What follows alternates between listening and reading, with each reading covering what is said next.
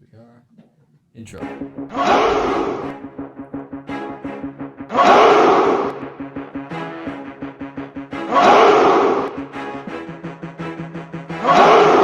We are the only show for independents all around, giving you a platform to spread your word all over town. Cast the Craze is the place to promote to your fans with the dream of Medina and Sam the Crazy Man. Subscribe to our show and never miss an episode. It's time to get your meds, listen to us on the go. Updated every week, we never miss a day. Join the squad, come on in. It's time to catch the Craze. If you are an independent, catch the Craze. Making moves on your own, catch the Craze. On your grind in the streets, catch the Craze. Join the movement, catch the Craze.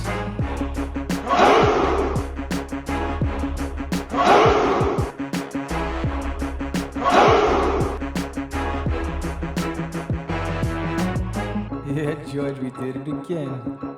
Come on now. You know you want to do it. Catch the Craze.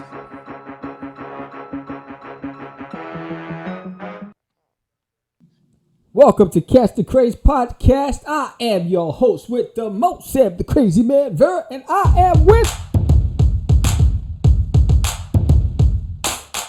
George, the dreamer, Medina. You know, Down with the King. You want to be down with the King. You want to be. I've actually noticed in the past episodes that I'm off beat when I say my name. And it's because I can't hear the beat. No? So I'm trying to time it, and I'm not timing it right. That's why I delayed it a little bit today to try to get the timing right. I'm probably still off, but whatever. What's going on, Sammy? Sammy's doing well. Can't you tell? Sammy's doing well. All right, good for you. Welcome, everybody. Welcome everybody to the Welcome Craze. to another episode. Yes, episode what, 215? Episode 215. Yes. Today is December 11th. Yes. And we are having a guest by the name of Rusty Gilligan. Now sit right back and we'll hear a tale of a faithful trip. I wonder how many times he's had that in his life. Really, Gilligan's Island? I wonder how many times he's heard that. It's tiny sailor man, skip a brave shore, like castaways that save one day, a 3-hour tour. Remember that? That's a classic show. You know what I was watching upstairs? I was watching what is that? Married with Children, just a few minutes ago. Dude, some of the jokes on that show cannot be said today. Canceled. They cannot. They'd be canceled. Cancel culture. It'd be canceled. 2 minutes. It'd be canceled. Married with Children would not survive today. Like it wouldn't. Al Bundy and Peggy and all those guys, Bud, like they just wouldn't. Kelly. Oh, forget about it. But that show was crazy, bro. It was crazy for its time. But yeah, I was watching that now that you mentioned Gilligan's Island. But yeah, Rusty Gilligan, very, very accomplished actor. He's got a few things. And he's also, he's an artist. Yep. Worked in art departments for the Avengers, Captain America, Spider-Man 2, Spider-Man 3. And I hope I have the correct IMDb page. And I'm not just saying that, but we'll ask about it. He'll confirm. But yeah, that's going to be fun. We have obviously our topic, the catch. I always say that. Get your meds. You get your meds topic for today. And that'll be fun. Be fun. Keeping track, keeping tabs of your sales. So we'll talk about that. But your dollars. Let's go before we even get into that. What's been going on and what's the latest update? I guess we should update them on some of the stuff that we got going on for the crazies. What do you This think? show airs what? The 11th. The 11th of December, right? Yes, sir. Oh, so the Crazies was done. Production was done. It should be in the printer's hands. And we should be getting it soon and hopefully getting it right back to you. And for all of you guys and gals that pledged to get the sketch cards, I got your list. I'm working on your sketch cards. It's going to be fantabulous. So we're putting it all together. Hopefully we'll get it to you soon. Yeah. We've learned a lot in this, I guess, in this journey of Kickstarters and putting an independent. I mean, we haven't worked together for a while, and things have changed today, man. As far as even printers, when we started, there weren't as many print-on-demand places we can use. Now you have places, and we'll talk about that later on in the month on the 25th about printing options. But there are so many printing options now. Yeah. so many things, and even like the pledges, even like the rewards that we offered. We are definitely doing another one for the second issue of the book, which will be out January 14th. January 14th. So the reason why we're trying to, I didn't mean to cut George off, but the reason why we want to get it into your hands in December, because we're hoping that you like it enough to want to get your hands on the second copy. So we are workingly, bro. Yes, Misa wanna play. So we are trying to get it to you as fast as possible. So that way, hopefully, and hear what you think about it. Yeah. I mean, like I was saying, just the rewards. We're trying to enhance the rewards, make them even better the next time around. Word. So that's a learning curve. What worked, what didn't work. And thank you everybody who supported. The first one. So the second one is on its way, and it'll be a lot of fun. We read through the script together the other day. We were laughing. It was a fun read. So hopefully you'll laugh. And the artist is going to be working on that book, man. That side of it is awesome too. Like I say awesome, but it's challenging getting everything to work. All the character designs and everything, it's so, but it'll be cool. It'll be here sooner than you know it. Hopefully book one will be in your hands in the next couple of weeks. And man, so what else is going on? Let's see, what else? Patreon. We have a Patreon that we're working on. Yes. So the problem with doing a show with Michael J. Fox back in time is not knowing if it's operating the way I want it to operate. So December 2nd, I start working on the Patreon and getting it live. And we're hoping to build our fan base through Patreon and our followers through Patreon. And there's going to be a lot of incentives to be a member of the Patreon. So we're hoping that this time it's up. So the reason why you don't see anything yet is because I can't see into the future. And I know that I was having some issues before. So hope the goal is to have it up in December. So yeah, cool. And with that being said, why don't we go into the topic of the day? We're gonna go to get your meds, and I doubt there's gonna be any sound because everything's been acting up. But you'll see the slider. But go ahead. And that's not it. Oh, where is it? There.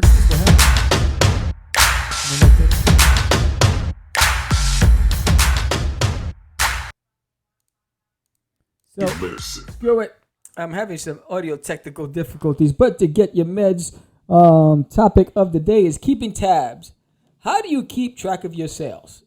Yes, sir. Son of a biscuit eater.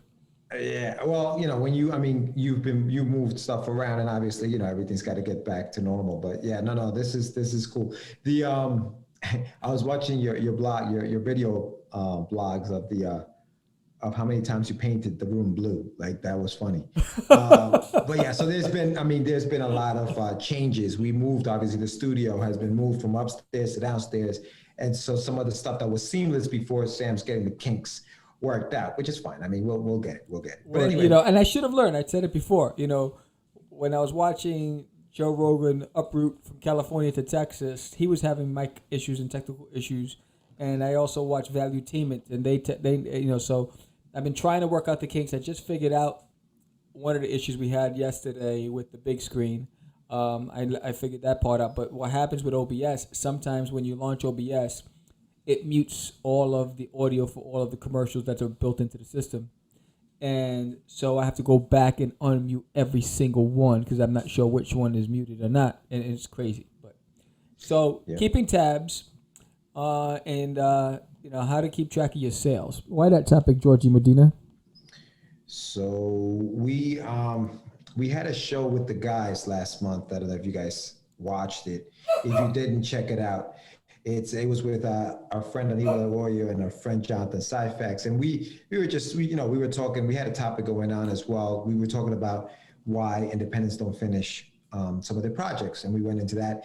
And you Sam, you made a reference to finding one of the ledgers that we used to keep. There it is, that we used to keep when we were on the road selling comics. And so, I was wondering, I'm wondering how other people, and for those who are watching, obviously we're going to have this discussion, Sam and I, but, in the comment section, type in there, how do you keep track of your sales?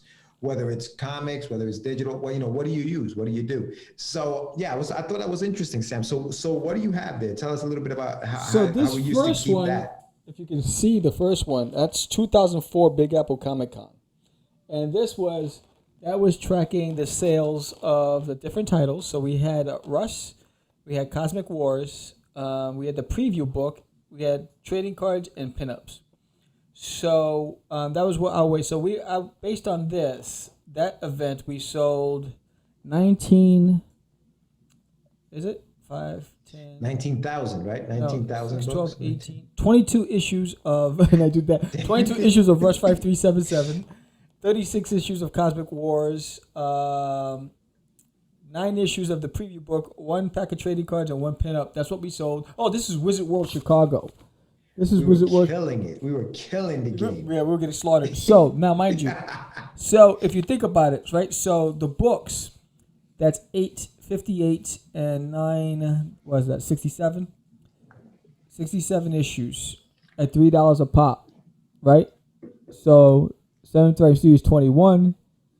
6 times 3 is 12, 18, whatever. So about 200, whatever. I don't know. So, mind you, we paid for airfare, hotel, travel, food, the table, the printing of the books, all that stuff. We were in the red. But we thought we were the bum because we were at Wizard World Chicago. Yeah. So here's Baltimore Comic Con. And this was back in 2004, September 18th through the 19th, 2004, Baltimore Comic Con. And this is how I was able to track. And notice I used a red pen on this page because we were always in the red. And so here we sold 24 issues of Rush 5377 and 31 issues of Cosmic Wars. 19 issues of the preview book, no trading cards, 2 pinups, a tribute book. Remember we did the tribute book to the military? Mm-hmm. I think it was the tribute pinup. And then we did, I don't know what that is. It's Cosmic something. I don't know if it's a pinup or what, but so day 2 fared better than day 1. So day 1 was a slower day. Day 2 was a bigger day. Then this one was the Big Apple, September 8, 2014. So this is the Big Apple, and so you can see here. So this is my way of tracking these events, and we were never in the black. And then there's a national convention in November. Then there was another Big Apple in 25 in January. Then there was an Emerald City Comic Con. We flew all the way to Seattle. I remember that. And when you look at it, Con, George, David, poster board. I don't know if this is. So the cost, we didn't even come close to breaking even. We didn't even pay for the table. No. So then here was the Big Apple Comic Con. This was a Pittsburgh Comic Con. This was the Hawthorne. That was the high school. We made no sales. Oh, nice. It was nothing. We just showed up. Here was the Mocha. That was even worse. Another Big Apple. But here was San Diego Comic Con. Look at all that ink all over San Diego Comic Con. So San Diego Comic Con was a good event. And this one was in July of 2005. Then the Big Apple National, 2006, the Big Apple again. Then the New York Comic Con. Again, we didn't make anywhere near. So this was my way of tracking the sales. This is horrible. What year was that New York Comic Con? What year was that? That New York Comic was 2006. Then we did New York Comic Book. I think it's Spectacular. Then we did the Big Apple Comic Con. Another Big Apple in 2006. Then we did the National. Where is that? Shit.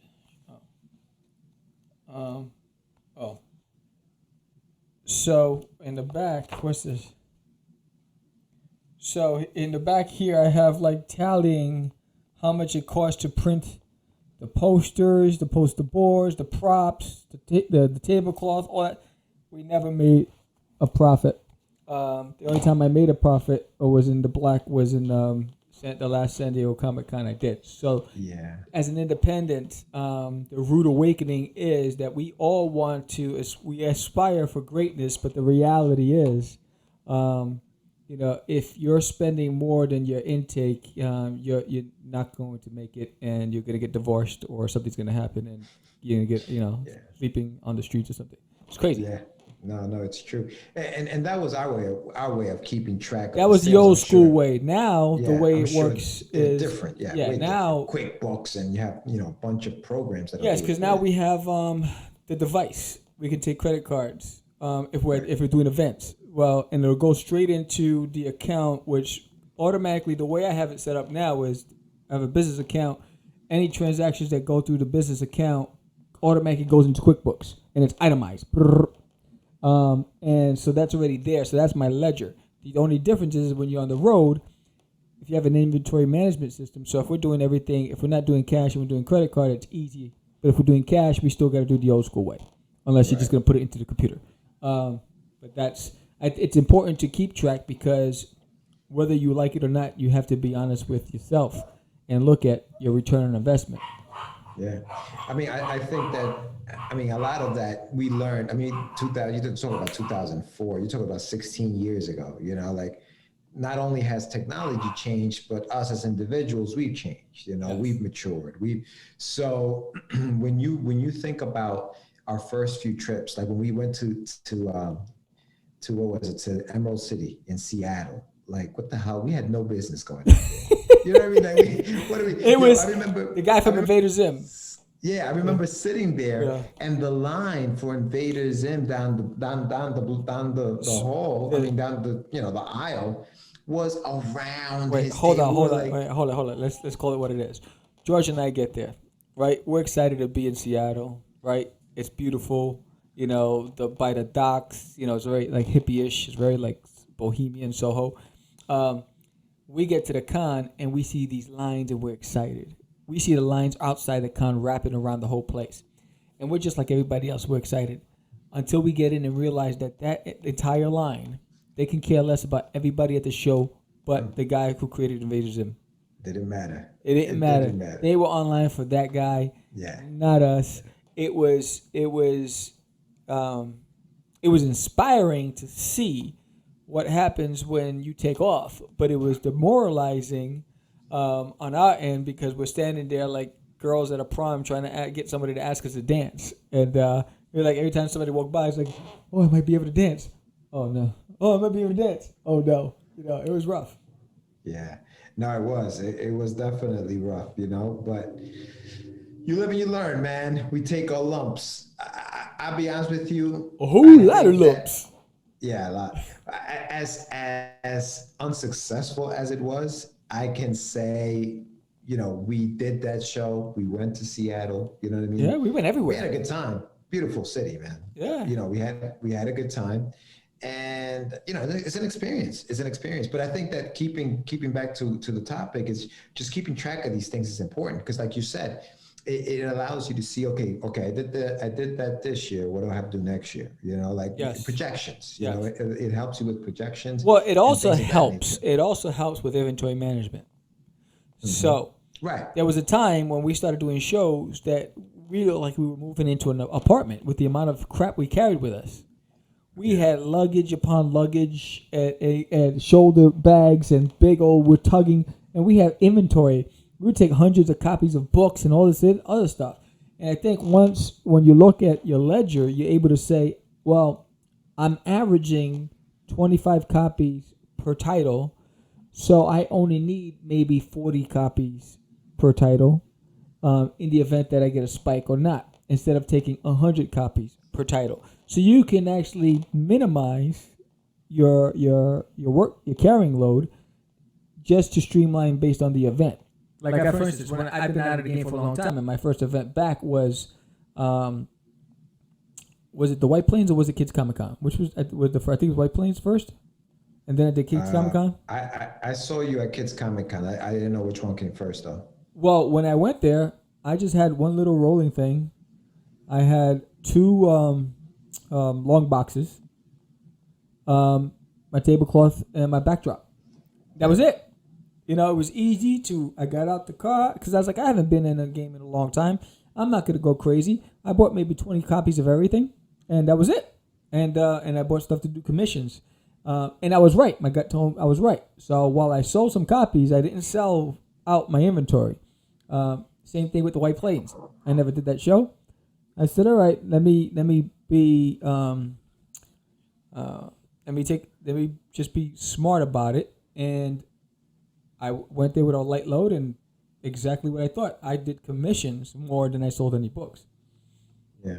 I think that also with those ledgers, and even with the ledgers that you had, inventory for the next time, but also more specifically, okay, last year we did, San Diego, or last year we did, Emerald City. We're going back this year. What did we do there last year? We're flying across the country. All right, we did this last year. Let's take this much, because now you know what to expect at that show. Yes. Now, listen, if you sell out because you didn't bring enough, that's great. That's great. You sold out. But if you didn't, now you got to carry stuff back. Now, Jonathan says something that's really good, and I like it. He says, the only sale lost is a sale not made. Now, granted, if you don't take enough books, you lost a sale because you don't have anything to sell out there. But the idea that you won't be carrying any of that stuff back because you sold it all, I think to me is a win as an independent, and now you have your ledger, okay, sold out of so-and-so number of books. Next year when I come back, I better have these many. Right. And the other thing is, when you itemize it the way you used to itemize it, where it was like Russ 5377, issue 1, issue 2, issue 3. Yeah. Now you know how many of issue 1 you need, or how many of issue 2 you need, or how many. Usually the first issue sells out quicker than anything else, because nobody's heard of you, and they, you're selling that first issue. Those second issues tend to stick around, so that when you're keeping track of your inventory and keeping track of your sales, what sells, what doesn't. So just like anything else, just like in any retail store, just like, you got to treat it that way. You're a walking retail store when you go out for these shows. Yeah. So you have to keep that in mind, and you have to keep track of these things. And it helps you with future expenses. So if I know that I'm averaging 4 or 5 pinups, I'm not going to go crazy with all these freaking pinups. You know what I mean? So and I think we used to do that. We used to buy them in stacks of 100. Mm-hmm. And so I still have pinups from 2004, bro. So it's crazy. When I look, I have every postcard we ever designed, and we must have did about 25 different postcards that we used to hand out at cons. Remember, we used to do like 5,000, 1,000, and we would just give them out at cons to try to drive traffic to the table. Yeah. That's money lost, but we're hoping for the return on investment that it brought, that somebody with that postcard came over to the table. It's like, yo, I saw this book. Is that you? Boom. And, we can build something. But those kinds of initiatives, I won't, this time out, I'd be thinking differently. And, so I think what that does for you when you're looking at what your sell-through is on your inventory, it helps you make better decisions on the next go-around when you're trying to print. Which is why what I've learned is that commissions, if you're an artist, have your supplies ready to do commissions, because that's where you're going to make the bulk of your money if you're an unknown. Once you build a reputation and people and you're following for your product, then you're more stable. But if you're not, you have to have a backup plan, but don't go crazy. I think, one of the things is, like I had, 30 T-shirts left from the original Disney in my toilet until my cat's pissed all over them. I had to throw them away. But it's like I didn't sell them, but it cost a pretty penny printing all that stuff. Yeah. And that was a loss. So all those things you need to take into consideration when you're going to, I think small shows, you shouldn't have more than a long box or 2. Bigger shows where you're going to have 10,000 plus, maybe you have 4 long boxes. But you don't go crazy, and I think that's the because you're going to compete with everybody else. And if you don't have the marketing power, if you're not a savage on social media, if you haven't built an audience, don't go crazy. I think if you've never done a show that you want to do, like for instance, if you want to do like WonderCon, and you've never done it before, go there as a fan. Check it out. Go talk to the people in small press. Go talk to the people in Artist Alley. Get a sense of who the fan base is. What are they looking for? Do you fit that bill? Do you fit that niche?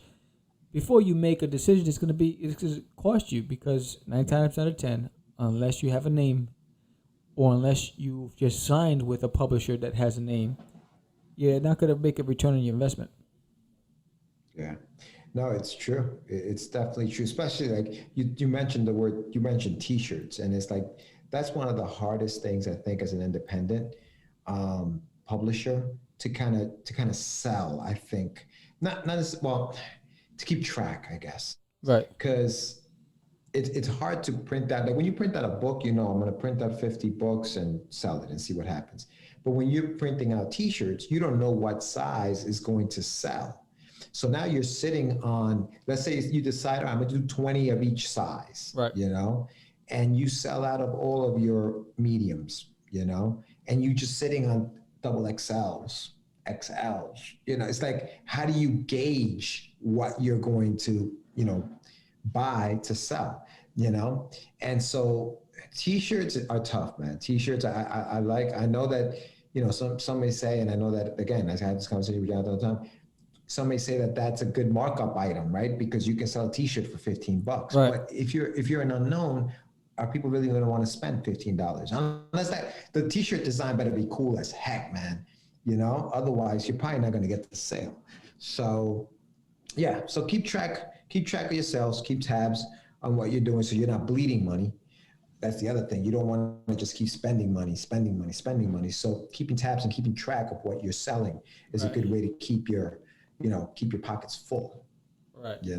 So yeah, I think that was that's all we got. I think for as far as the meds, get your meds section of the show. Yeah, so our guest is having trouble getting on to the show. So where is this?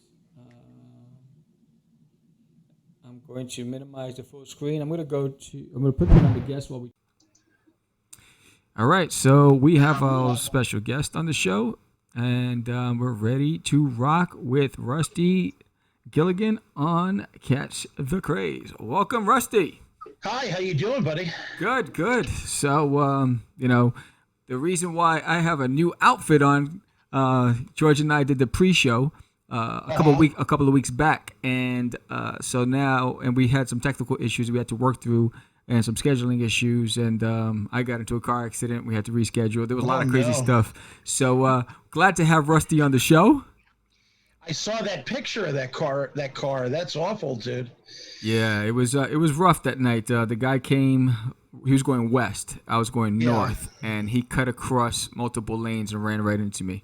Wow. Yeah, but my car is back. I was okay. The car is back, and it's like spanking brand new. You can't even tell if it had an issue. Well, I'll tell you something funny that happened to me one time. I had a 1969 Peugeot. It was cherry red. It was gorgeous. I mean, to other people, it was just an average car. To me, it was a classic. It had all wood dashboard, and it glowed in the dark, the dials, and it had a classic stick. It was really cool. I had just gotten it painted, just gotten it worked on. It ran just as good, and it had that gold feeling to it, like a brand new car. Right. Drove it off the lot. I literally got 15 feet out of the driveway, and some woman came along and just smashed right into me. Oh, wow. Not only did it damage the car, obviously, from the outside, but it also damaged the frame beyond repair. Wow. It would have cost me triple, and insurance wouldn't cover some of the damages and replacements, so... Wow. That was it. I got to see it for 15. I didn't even get a chance to take a picture of it. That's horrible.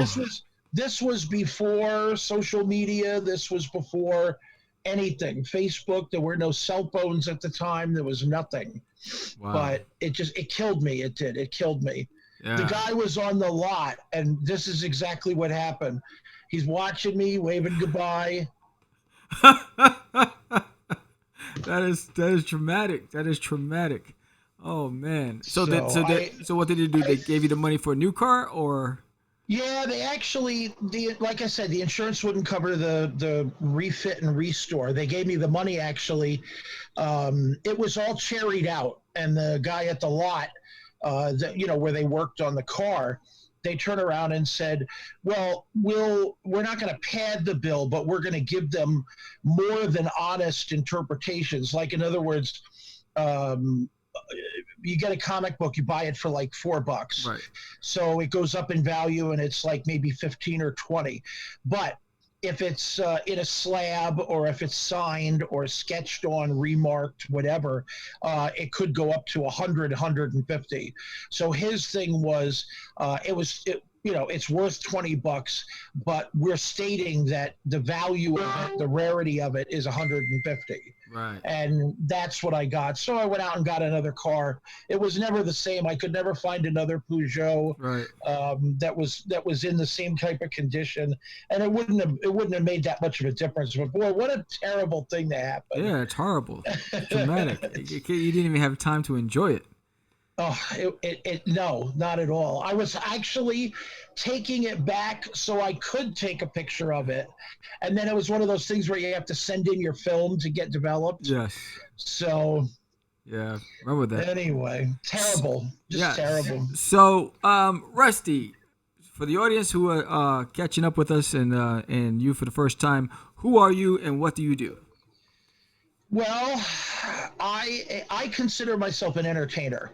I've started out as a child actor and dancer. I was on TV and I was in films a lot. Later, I had gotten into the radio. I had been into comic book and trading card illustration for many years. I was a professional wrestler at one time. Wow. I do voiceover acting now. I do artwork for comics, film, and trading cards. As a matter of fact, I just signed on this morning to do baseball cards. Hey, there's a dog. Yes, that's my Milo.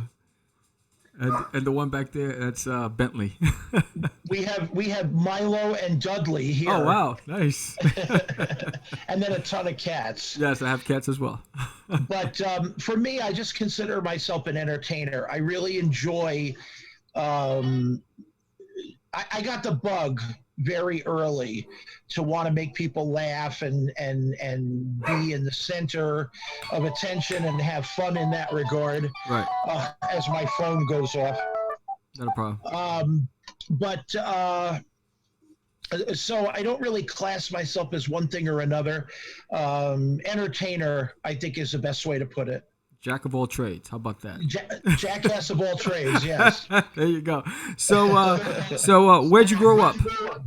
Brooklyn, New York. Wow, the beat. And then after I had done a play that had gone to Broadway, and I was on Broadway for a while. Wow. It was called A Family Affair. And then I had toured with them. So like it would start in New York and then work its way across the country in different spots. I did summer stock in New Jersey, which is basically like doing a play under a giant circus tent outside. Which for a long time, like if you've ever heard the phrase Shakespeare in the Park, yes, that's basically what that is. Very high and ritzy. You would think like going to theaters and, champagne and blah, blah, blah would be ritzy, but no, going out on a field and sitting in dank chairs while you're watching it is considered ritzy. There you go. But we went all the way to California and we landed at a place called the Golden Mall Theater, which was about a 5,000 seater at the time. They tore it down since. Well, I stayed there for about 9 weeks. When they decided to move on, I had already gotten an agent at the time. And she said, stay, because I can get you more work, and on and on and on. Because when I first started acting, I did the play, moved across the country, did that. I had not done anything else. So staying with her, literally the very first year I stayed with her, I wound up getting a ton of work. Wow. And from then on, that just launched it. As a matter of fact, God bless her. Her name was Mitzi McGregor. She was one of the best agents in California at the time. And she not only got me started in acting, but she also got me started in doing professional art as well. Because when I was a young teenager, I wound up getting an art production art job for the 1981, 1982 Heavy Metal Wow, nice. film, and it was just because of her, pushing and grinding and showing my sketches to somebody and adding me to whatever, and that was the first film I ever did artwork on. Wow, that's pretty fantastic. So, talk about that. So, how did she know that you were an artist as well? Oh, when you're a kid, it's like I hit a home run, or I was, well, today there wasn't any back then, but today, I got the high score on a video game, or Right. or I won a tournament online, or did you see my sketches? I've got some great artwork and blah Right. blah blah. Ah, So she saw it, and at the time, Marvel Comics was putting out a lot of monster comics. So I had been drawing things like werewolves, Dracula, Frankenstein type heads, all kinds of monsters and skulls and things like that. And I think what it was is she had just taken a liking to some of them and mentioned me to to someone, and it travels on, and I wound up getting something, which was nice. Now, the first 40 or 50 drawings that I did for them were all rejected. So I was like brokenhearted. I'm like, oh my God, here's my chance to get onto a comic book thing, and even though Heavy Metal wasn't really a comic book, right. it was a source of panelology. So it was in comic form. Right. And, but like Heavy Metal was more like the old Winsor McKay newspaper type stuff, Little Nemo and things like that. Right. It wasn't really a comic book, but it was sold as a comic because it was one of the first that was labeled as for mature rather than adult, because we also had underground comics, Fabulous Furry Freak Brothers, Mr. Natural, Zippy, things like that. Right. And that was a boon for the industry, because who regulates mature? Today usually mature is under 17 or under 16, not allowed to buy. Right. But back then mature was like, well, he's mature for a 10-year-old, I mean, Right. So it wasn't really, it was up to the shop owner's discretion. And I used to go to this American comic book company, which was the name of a big chain of comic stores in California. The one I went to was in Studio City, which was about 20 minutes away from where I lived. And they always had a rack of them. And I would go through the rack and I'd be like, got this one, need it, got this one, need it, and steal them as quick as I could, because everybody just haunted that rack. Right. Right. And very rarely back issues actually made anything, because there were artists like, Richard Corbin and San Julian and Soranama, and they weren't widely known until trading cards came out later because of North American rights, things like that. Right. So, like, in other words, they might have the rights in Japan, or they might have the rights someplace else, but now the American market opened up. It's, Wild West Right. for trading cards. So a lot of these guys didn't even become famous until many years later for the original junk that they put out earlier. Right. There was a story about an artist. I don't remember what his name was. It might come to me during this. He was the kind of guy that would do a lot of nude girls in sexy poses, but their parts and whatever would always be covered by something. Right. So some girl would be like laid out on the ground like that, like she's knocked out, and there's like computer equipment laying all over, like she was in an explosion, and there'd be like a circuit board here and a well-placed joystick there. Right. And blah blah blah. Can't remember his name. Anyway, so he made a ton of money. He worked on a couple of films and did posters, did artwork for magazines. Heavy Metal covered him a number of times. And then when the card set came out in the US, it was like it gave him a whole second life. And then he started working again and working again and working again. That one old painting that he got maybe $1,200 for wound up earning him like 20 times that amount later on, because everybody wanted that poster, but the poster had nothing to do with the card set. Right. So, but that's how trading cards were at the time. Right. Like I said, it was the Wild West for most of the 80s. Right. So let's go back to that first job that she was able to get you as an illustrator, doing some professional work. So when she approached you, what was your mindset? Were you nervous? Were you excited? And then what were the challenges of doing that project? Well, nervous, yes. Excited, yes. Young teenager who's been into comics since he was 6 years old and went nuts over wanting to be in the industry. I had already done a couple of artwork for flyers for conventions. Right. I did a couple of ad art pieces for magazines. And when this came up, I was like, wow, there was no Marvel or DC universe back then. No MCU type films. The kind of stuff that you were looking for was like Nicholas Hammond's Spider-Man series, or Lou Ferrigno, Bill Bixby, Hulk, Linda Carter, Wonder Woman, that kind of thing. Reruns of Batman with West and Ward. And there was nothing. So when this came along, I was like, gotta have it. Yeah. And the biggest challenges, I think, were there was no cell phone, there was no fax, there was no Xerox, there was no overnight delivery, no email, no internet, nothing. It was literally, well, I'll tell you this. The company that I was working with was in Canada, and they were all French Canadian, and they spoke parliamentary French. So they get on the phone and they, blah, blah, blah in French. I speak English. I don't speak French. And then hang up.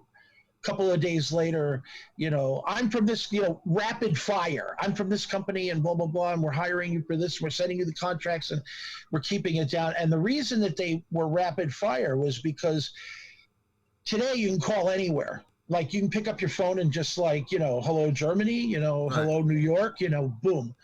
Back then it was like $2.99 for the first minute and 25 cents each additional. Right. So you could blow a whole budget just having, let me put it this way, for what we've talked so far would probably be like $50 after a while. Right. Especially the way I talk, if you've noticed. But I'm a chatterbox. Anyway, so it was like, you should record these phone calls because we're going to go ahead and send you a bunch of information and we don't know if it's going to get there in time and we want you to do this and we got a skull in this position, a tree in that position. We need a disjointed hands and we need ivy and we need blood and we need color, blah, blah, blah, blah, blah, blah, blah. So the first bunch of images I did were rejected out of kind because of the fact that it didn't match up with some of the stuff that they were doing. I was giving them more, I don't know how you put it.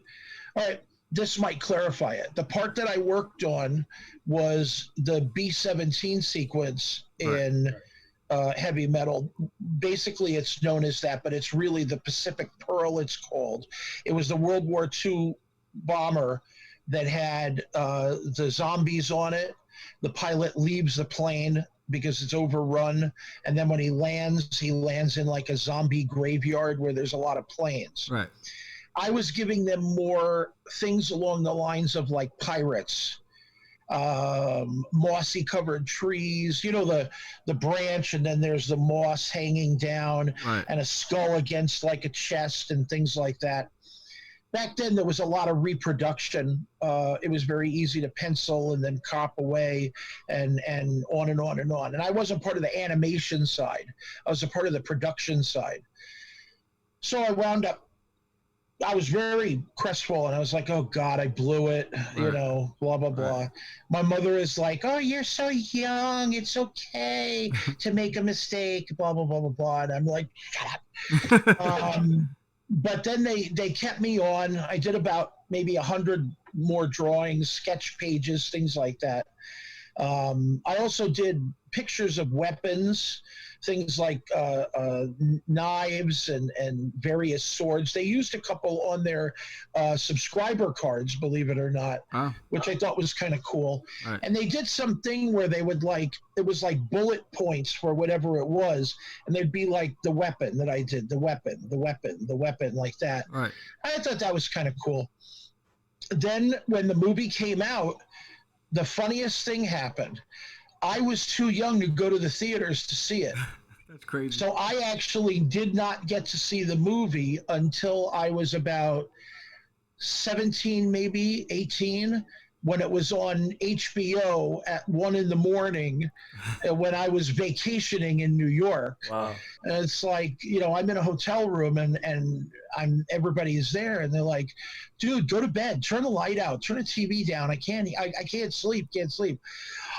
Crap, look what's on. It's 1 o'clock or 2, whatever. Right. I literally sat on the floor about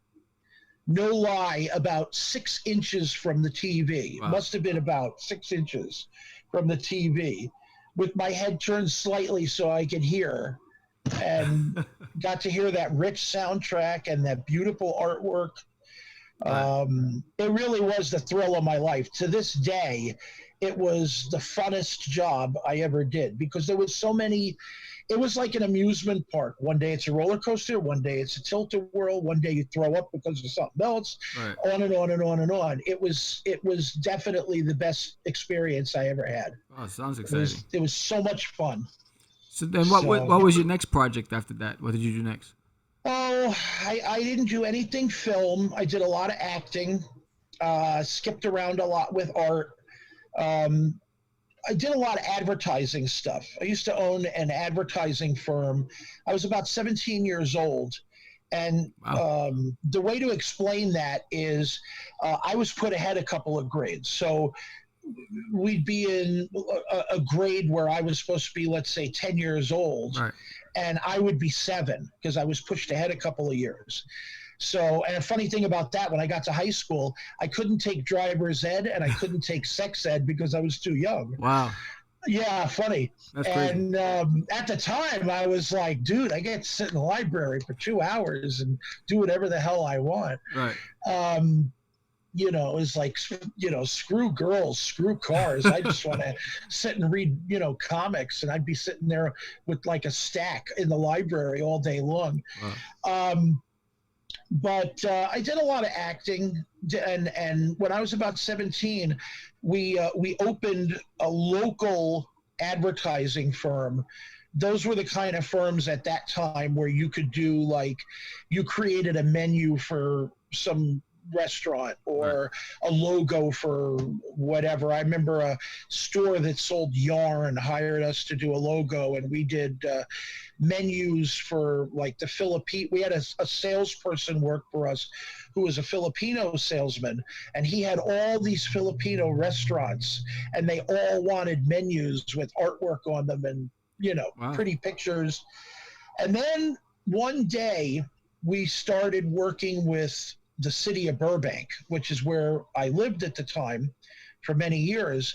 And because of that, and the mayor wrote a letter about us being, good to work with, we started working with American Airlines, See's Candy, Bob's Big Boy, Coca-Cola Super Bowl of Motocross. At the time, there was a place called Yarn Barn, which was like Michael's, Right. but it was it was a chain, tons. It was a big one. So we had some huge clients for a long time. And then the bottom dropped out of that market, and I just continued doing what I was doing. At the time, it was always art. So whenever I did something, I would just move on to something else. But So late 80s, early 90s, we started publishing. We enjoyed publishing.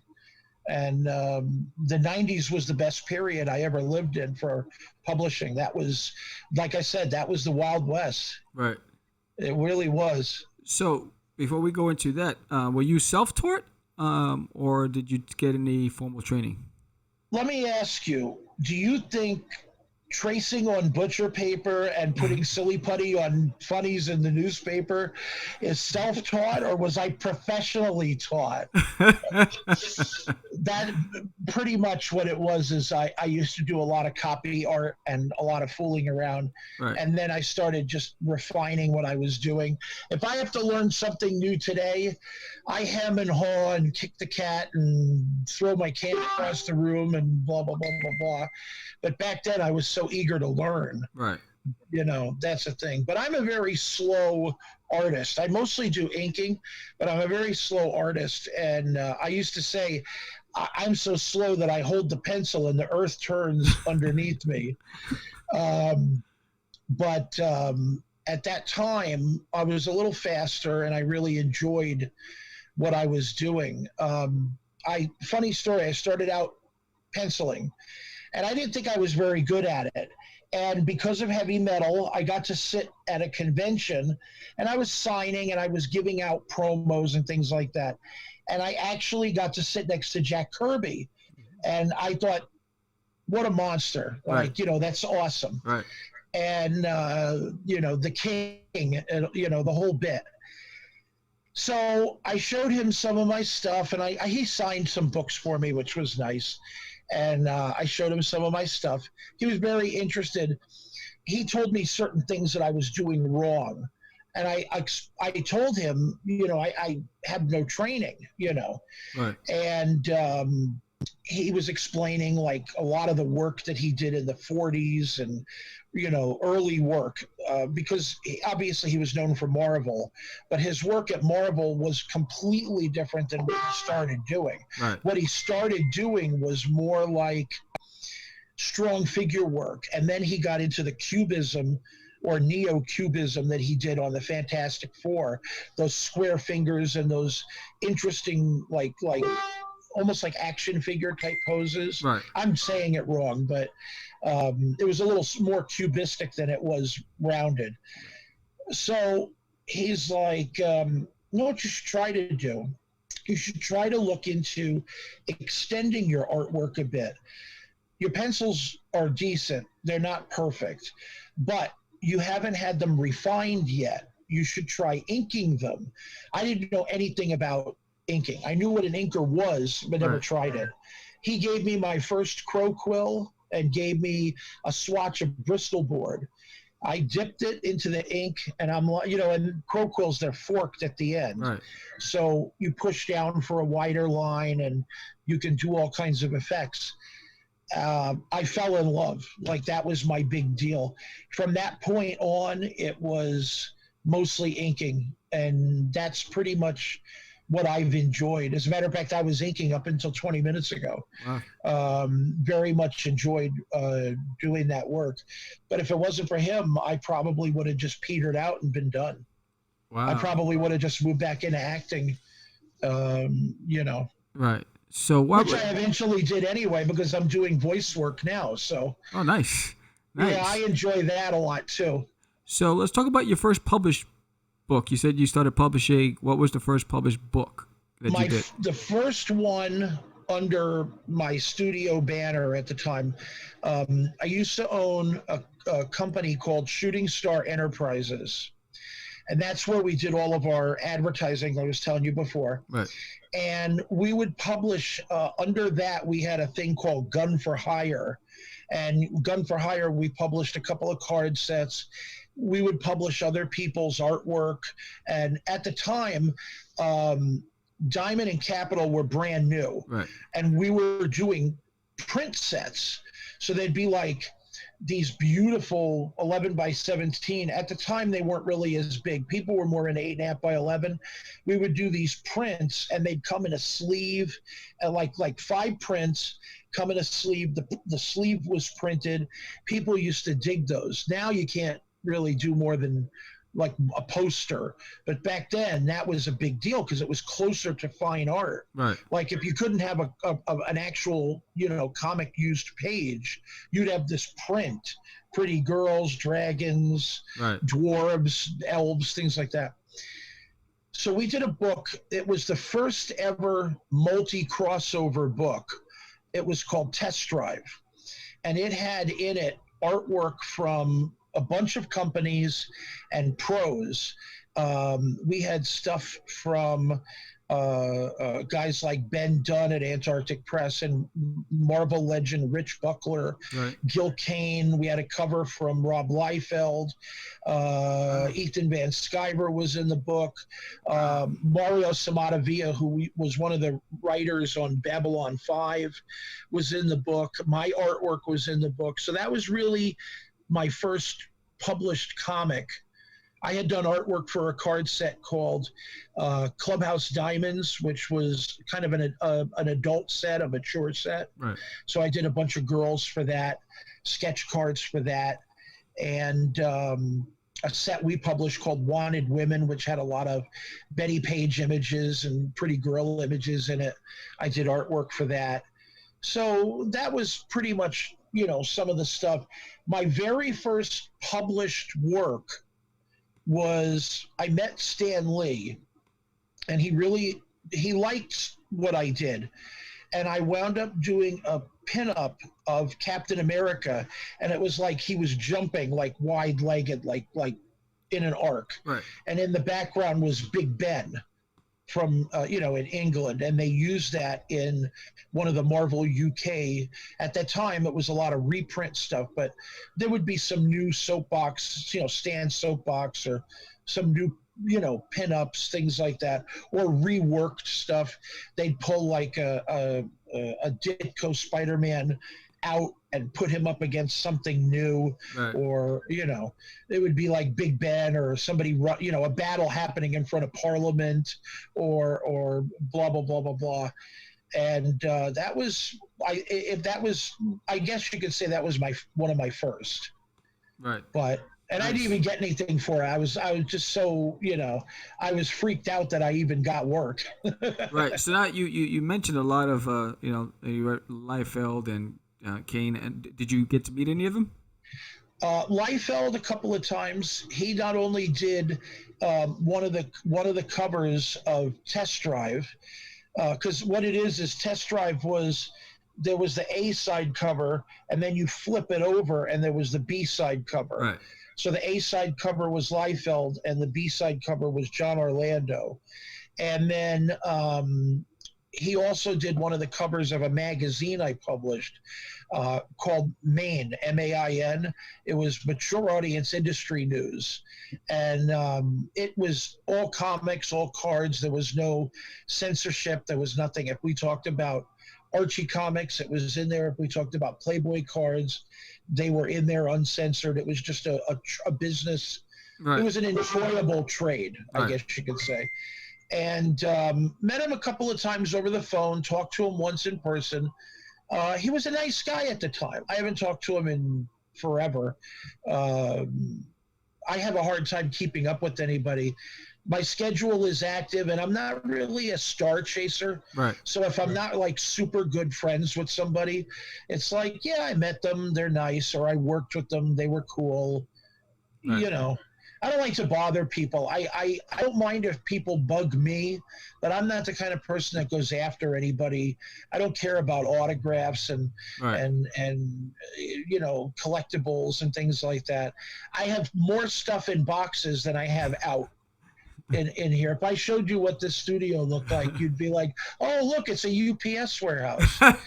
So nice. But I don't like to bother anybody, and that might be my downfall because, you cluster with people and you get work and you all work together and do things and go out for drinks or, mingle with the wives and stuff. With me, I'm kind of like when I go to a show as a guest, I'll check in, I'll go to my table, talk to fans all day, sign stuff, do stuff. And then when the show's over, I just go back to the hotel and watch TV. Right. We don't go to the after parties. We don't do the drinking, drinking draws and all that stuff. It's just the way I was raised. I'm more work-minded than I am play-minded, I guess. Right. Which is evidenced by Fortnite because I get killed like within the first 3 minutes all the time. So let's talk about your first. And then I feel guilty that I'm not working. There you go. So your first appearance at a con, being a guest, what was that like? Scary, because I was used to being, let's put it this way, when you're on stage, you feel like you're 1,000 feet from the audience. The lights are at you like this, Right. and what you see is like, pretend I'm trying to see you, and this is what I see. Right. Okay, because Right. the lights are at me, the audience is down low, I'm up high on a stage, and then I'm this far from somebody because I'm sitting at a table and they're leaning over and taking Right. pictures and whatever. First one that I ever did was at the it was across from Disneyland in Anaheim, California, called the Inn at the Park Hotel, which is I don't know if it's even still there, but it's a luxurious hotel. A lot of comic stuff was there, but at the time, it wasn't. Comic shows weren't like they are now. Right. The way comic shows died, the industry died for that part. Anything that's not between the pages died. So everything had to be accented.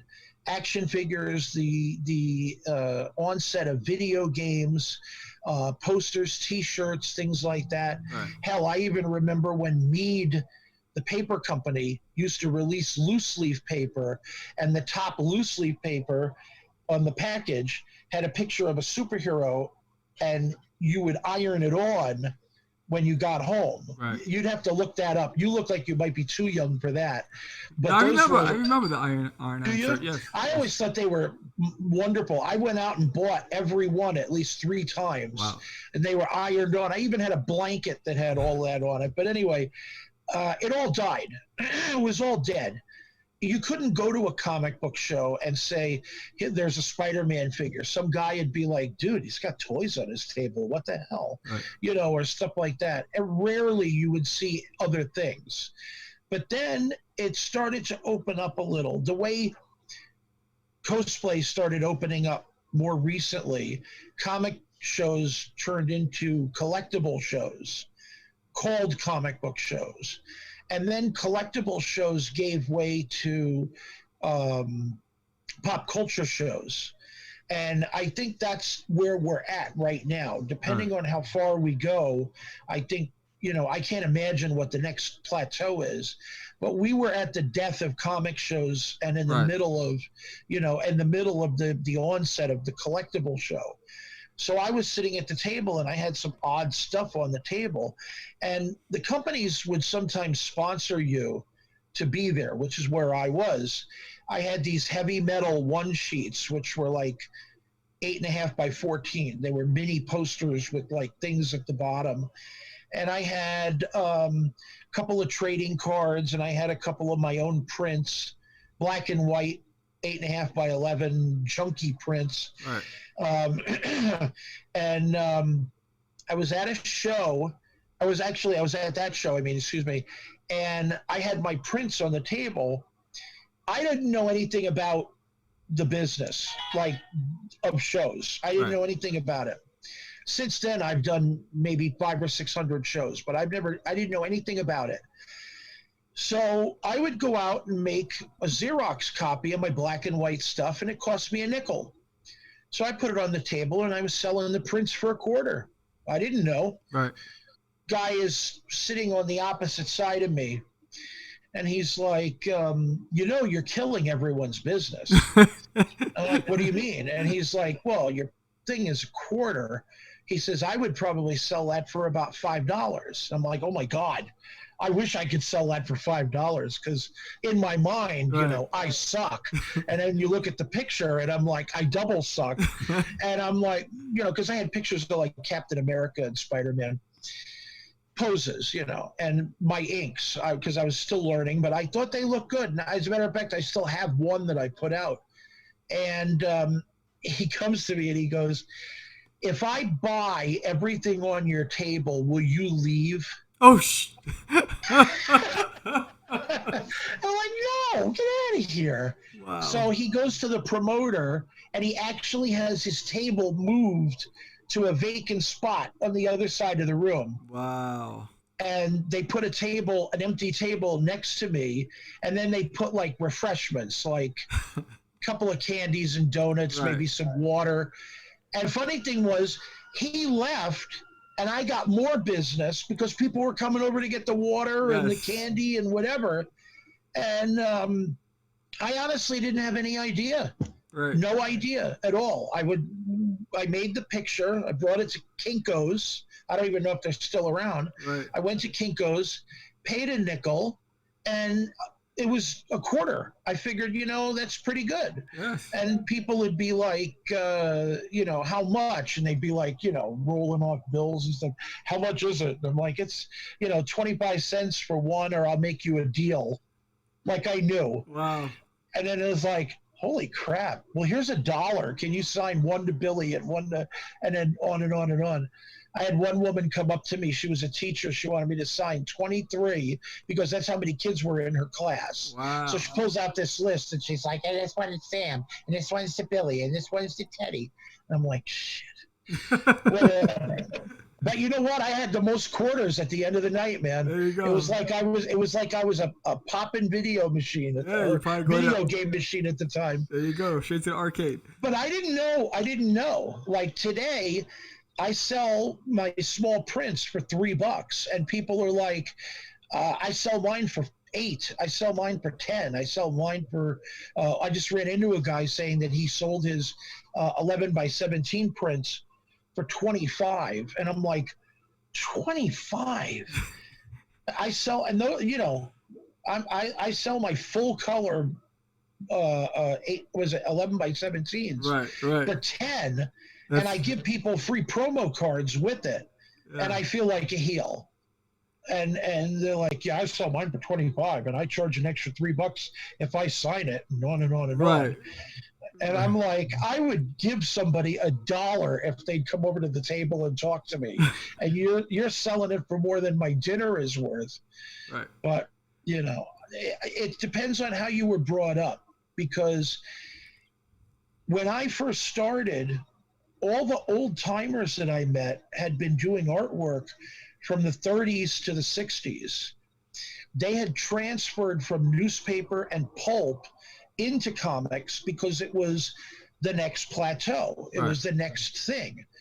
They had done advertising, art for pulps, on and on and on, and paintings, and sold their gallery stuff and, whatever. One of the guys I talked to, he says it was cigar and broad money, broads. Right. And so I learned from them. I learned all my stuff from them. I got very well versed in advertising and marketing from the 30s, 40s, and 50s. Today, it was old when I learned it, and nobody was around. So it was new. I still use those tactics today, and people are like, wow, that's such a great idea. And I'm like, yeah, I wish I could go back to the 30s and thank the guy who came up with it. Right. Because it's so new. Nobody knows what's going on with it. It's like, it was like the taste testing, Pepsi versus Coke, right. Or what would you do for a Klondike bar? All that stuff was old. That's all old. Vacuum cleaner salesman would knock on someone's door, and the minute that the housewife opened the door, because he always came in the middle of the day when that husband was working, minute that the housewife opened the door, he had a clump of dirt in his hand, and he would throw the dirt on her carpet. Oh. And he would be like, I just happen to have a handy-dandy Hoover vacuum cleaner here. Let me just plug it into the wall and show you all its fabulous features. It's got blah, blah, blah, blah, blah, and it's got a better head. Look at that. Not only did I pick up all that dirt, but I picked up all of your residue as well. Blah, blah, blah, blah, blah. How can I sign you up? And they made tons of sales. And that was the equivalent of, sticking your foot in the door so that they couldn't close it on you. Right. People don't know what that's like today. Everything has to be glittering. They don't realize that these people were selling crap and making money. Yeah. But, and that's now affecting the entertainment industry because everything has to glitter. Everything has to be golden. Everything has to be, right. And it's just audience participation and ingenuity is what sold America all the way through the 80s, and it's gone. people think, oh no, it's still here, but those are dictionary definitions. Right. But this stuff is all new because nobody does it. Right. And that's a key thing. So these guys taught me all of this, and I was more than happy. I learned about Gilligan used to have swipe books, he called them, but these were not like cheating or stealing. Right. He would draw like a hand, and he'd have like a photo album with like hundreds of hands, all different poses, right. holding something, you know, on and on and on and on. Right. And he would just like reference his own work. And I started to do that after a while. I learned from a lot of the animators about making a Bible, right. the correct way to make a Bible about your characters. Most people don't know. They think it's just information and drawings. Right. They don't realize the furtherance you're supposed to go. But in the 80s, closer to the 90s, what happened was there was an explosion, like a revolution. The whole thing with Image, the whole thing with other, you know, I hate the term independent, but independent comics, on and on and on. These indie publishers would come out and they'd be like, well, don't work for free. Make sure you get money for your artwork. What's the point of working for free? That's like if you wanted to paint someone's house and they put a sign in the front yard and say, our house is being painted by whatever, that they're just going to hire you because of that sign, and on and on and on and on. Well, that's great, but there was no experience. They didn't know anything. I make money. When I do a job and someone says I don't have any money, I actually don't mind working for free because I make money off of the free jobs. I used to run a panel at comic shows for a while called Free to Fee and teach people how to make money off of free jobs. And I used to get tons of thank yous. People would call me or write me all the time telling me what a fantastic thing, you should write a book and all this other BS. Right. And it's funny, but that really blew it for a lot of people. So they go to conventions, they sell their prints for $20, $25. And, you know, I'm not a digital person. Like, I do everything traditional. So when I get out and I go to the table, I'm like selling myself. Right. I'm not saying, you know, me and my partner Photoshop did a great picture for you, and, you know, we can't wait until, you know, you see our next one because it looks just like our last one. Right. You know, that kind of thing. And I'm not downing on anybody, but the thing is that after a while, laziness sets in, complacency sets in, and it's worse than COVID, because it's not just one person getting it and then there's one bad story a day. It's like it starts at one table and sweeps across the whole convention and every other convention, and then pretty soon it's that way everywhere. Right. You know. Right. So let's talk about the adventures of Mac in Trouble. Mac in Trouble was, all right, when I was a wrestler, I hurt my back really bad. And then years later, I wound up suffering from the injury. It settled back in. So I was in bed for a couple of years. Oh. I was still doing work, but not on the level that I was and not at the frequency that I was. So my wife had brought home a couple of kittens. Mac was like maybe this big. Literally, he was like the runt kitty cat. Right. And she had a cage set up. Over here, I have like a dining room table, which is like a meeting table. Right. So we have this cage, and the two cats were in there, him and his sister from the litter. And her friends said, "Can you watch these cats? Because you know, I can't keep them with my adult cats because, you know, they fight and they go after them. Right. And I don't want them to get hurt." So she goes to work every day, plain and simple. And I've worked at home for maybe 28 years. I've had a studio at home. And I said, all right. So I got out of bed and I fed them. And this one little cat, he's a black and white, you know, he's a tuxedo cat. he was having a hard time walking. So I took a big interest in him. It's like, hey, dude, I have a hard time walking too, you know, blah, blah, blah. And at least you got 4 legs. You know, I have 3, but a bunch. Right. And I started, like, I would hold his back legs and he would struggle against my back legs, and I would move his leg, and it built up his muscles and his haunches, and I started walking around with him. Then he learned to walk. Well, his sister passed, and we bought another cat called Trouble. Big guy, looks like right now he looks like a raccoon. He's giant. Right. But the two of them, they got nose to nose and saw each other, and I thought they were going to fight. And then they just turned around and walked away. And they were like sleeping together. They were eating together, playing, whatever. And like all pet owners do, you make up funny voices. You say silly things about your animals. You know, we're all basically Sesame Street Muppet artists at heart. And I said, you know, screw this. I have a really good idea. Mac in Trouble. I mean, for me, it was a good idea. Right. Other people are like, I got a cat too, shit. But the thing is I thought, you know, I have a really good idea. And I started putting down some of their adventures on paper, writing stories and whatever. Well, for the first time in 4 years, I got out of bed and I went back into the studio. And I literally just started drawing, talking, Facebook, on and on and on.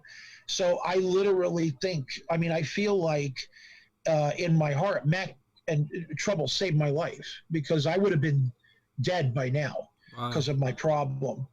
And Mac and Trouble are 2 cats. They start out as basically like newspaper cartoon cats.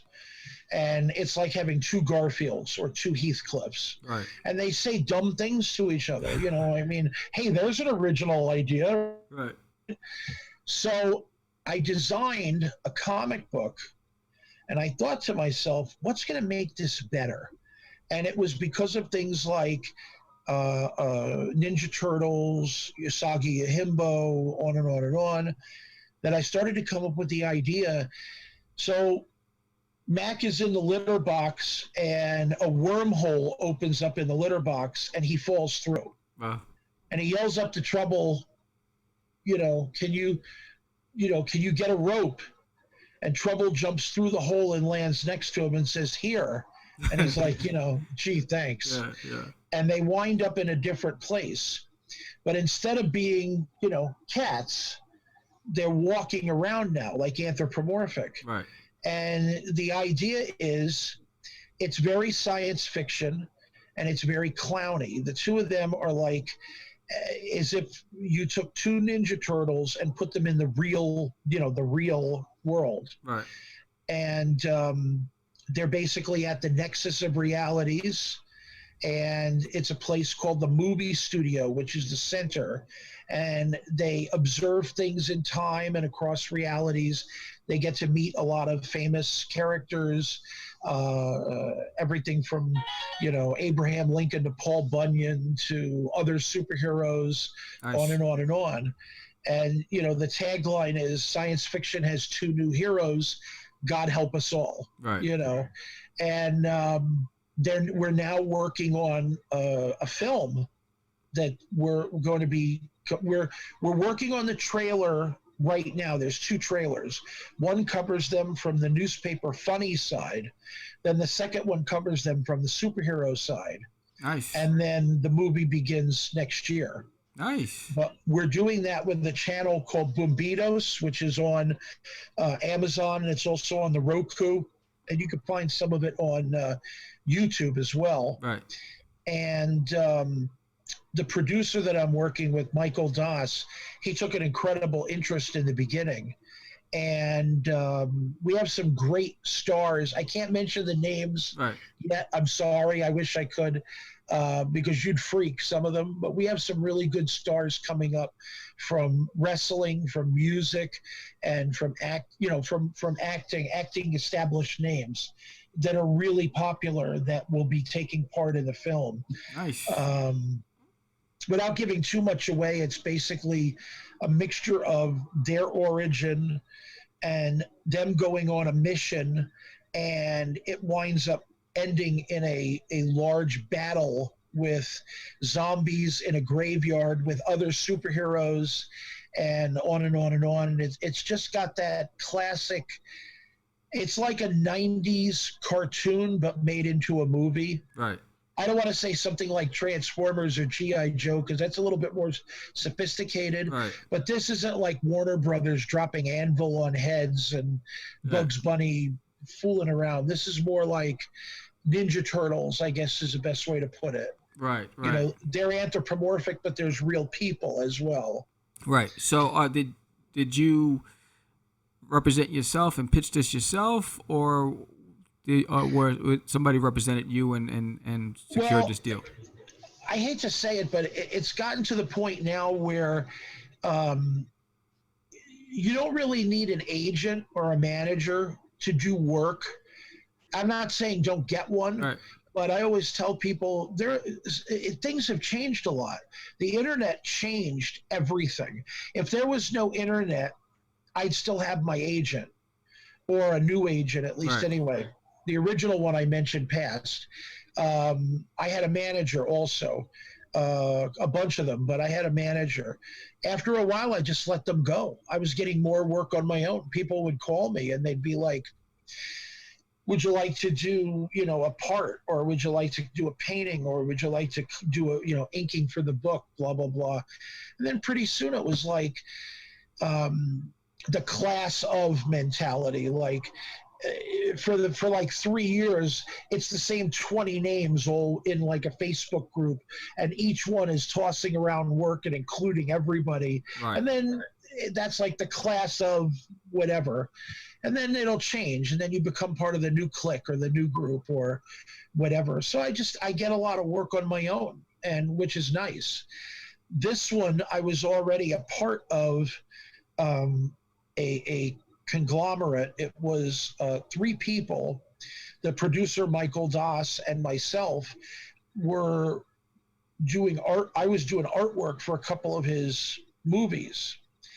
And then at one point they said, would you be interested in doing a voice? And I'm like, oh yeah. So he has a cartoon in the UK called Mr. Carrot Man. Right.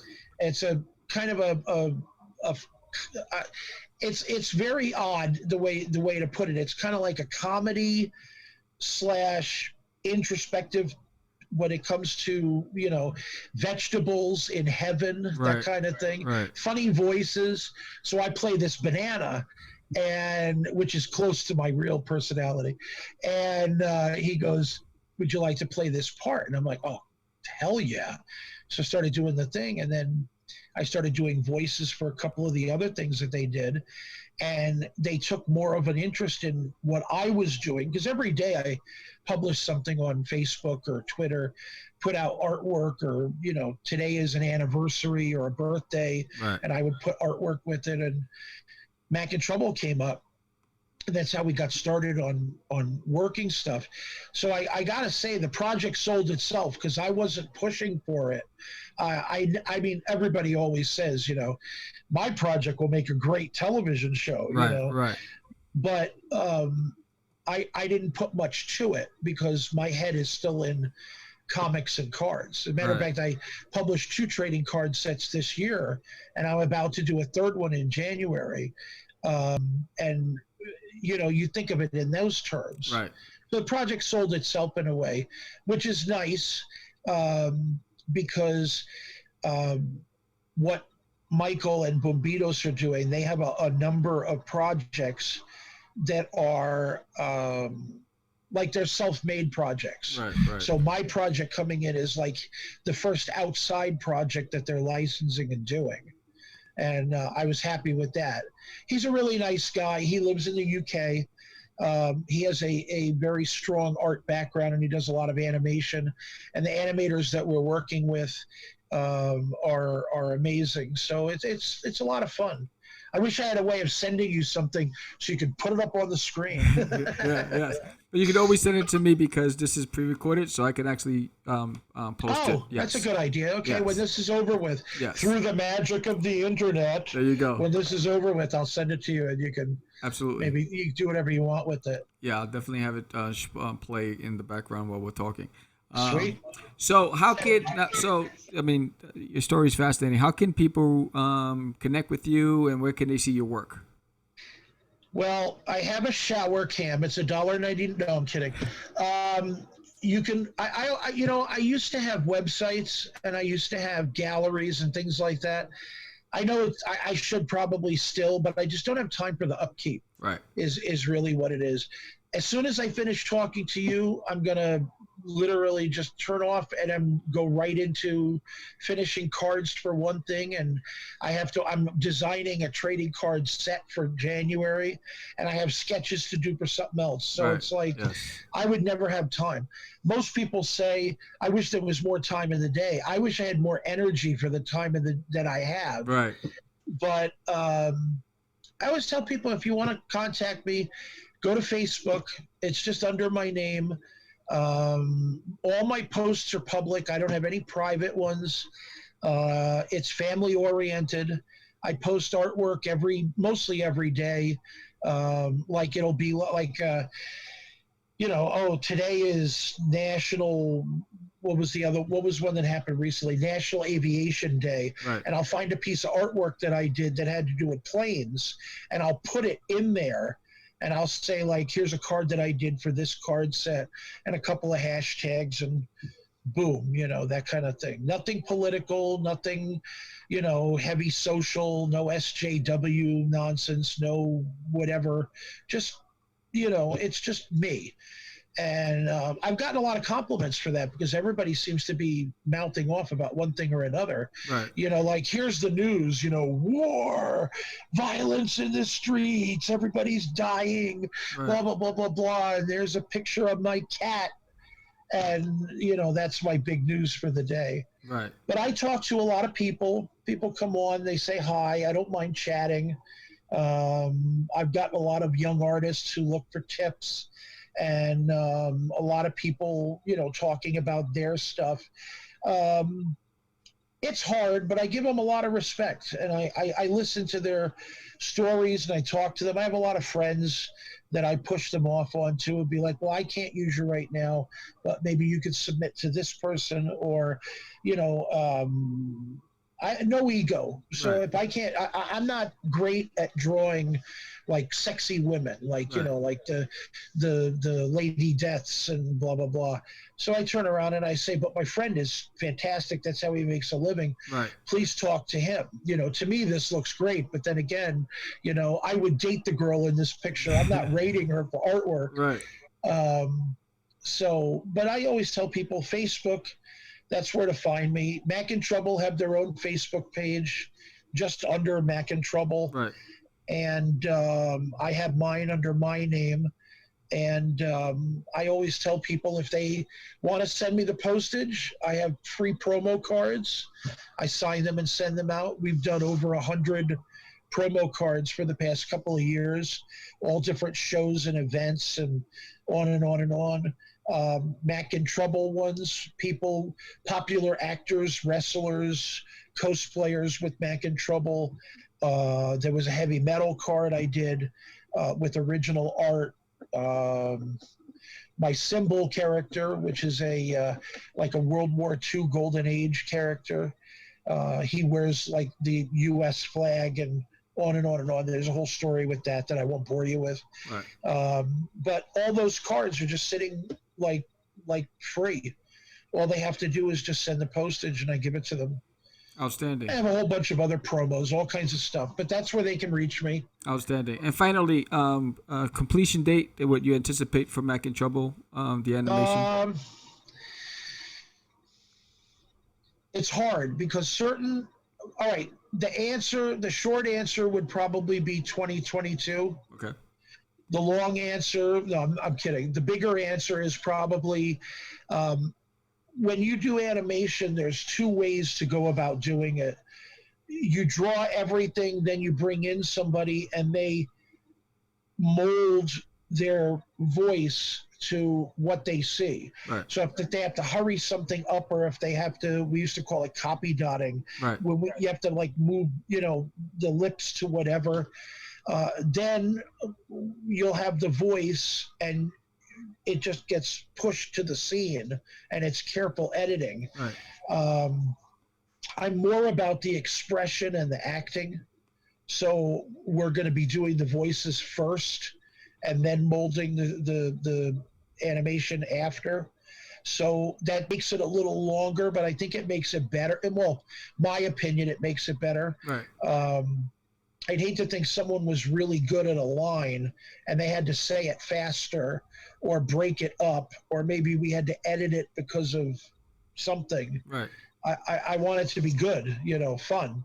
Absolutely. Well, this has been a really interesting conversation. I mean, we could talk forever. Your story. You can say boring. No, Don't your worry. story. Your story is fantastic. Don't hurt my feelings. I mean, you have so many dimensions to your journey. It's crazy. But we definitely want to have a follow up with you in 2021. Sure. Because there's just so much to tackle with your past. It's amazing. But again, if you guys want to reach out and get some advice, this guy has done it all, and it's amazing. I appreciate you being on the show, Rusty. More than my pleasure. I hope you have a fantastic holiday season, and I hope all of your viewers have a great holiday season as well. Outstanding. Thank you all. And this was Rusty Gilligan, and check him out on Facebook, and I'll have the links available on this show right below.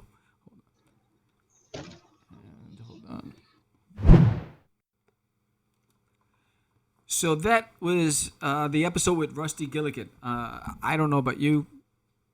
I really enjoyed this episode. Normally, we'd have the recap. It'd be George and myself, and we'd be talking. I'm going to fix the camera right here but because we pre-recorded the show a few weeks ago, and things happened, I got into an accident. Rusty had some technical issues. We had to reschedule. So today, we caught up, and we locked it in, and I'm glad we did, because his story is fantastic. It's just so much depth and so many layers to his story. I hope you found it just as interesting as I did. If you did, please give us a thumbs up, hit that like button, subscribe to the show. We really do appreciate it. This show is for artists, by artists, and for the indie creators out there. And so what's coming on down the pike? The Kickstarter, guys. We're excited because we received all the merchandise. So all the books came in, the stickers came in, the posters came in, and we are now just waiting for the shirts for the Dreamer level subscribers. And everything will be shipped out by next Friday. We're hoping to get it to you by Christmas.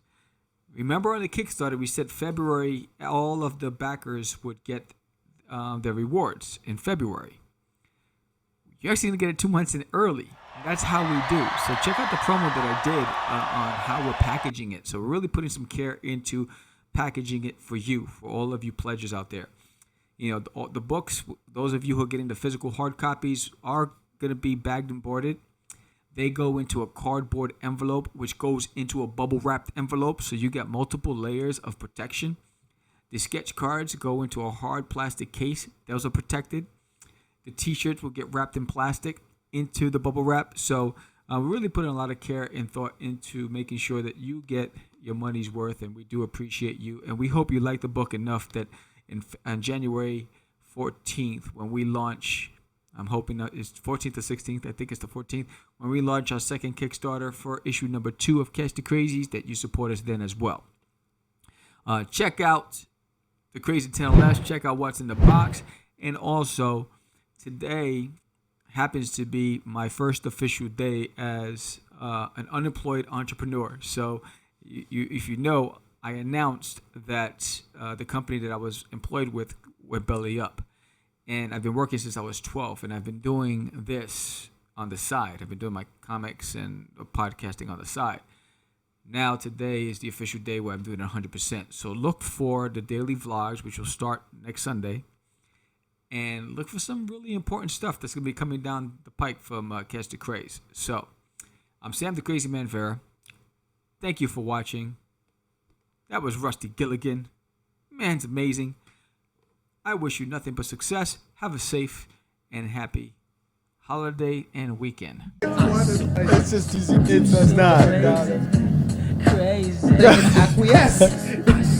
No, I was talking about my friend Acquiesce. I meant Say my name, right? this is what you were thinking? Oh, my. he described me. He said, I'm the idiot. What? Catch the Craze. You're listening to Catch the Craze. You're listening to Catch the Craze. To Catch the Craze. You are listening to Catch the Craze on Catch the Craze. You're listening to Catch the Craze. Candy girl.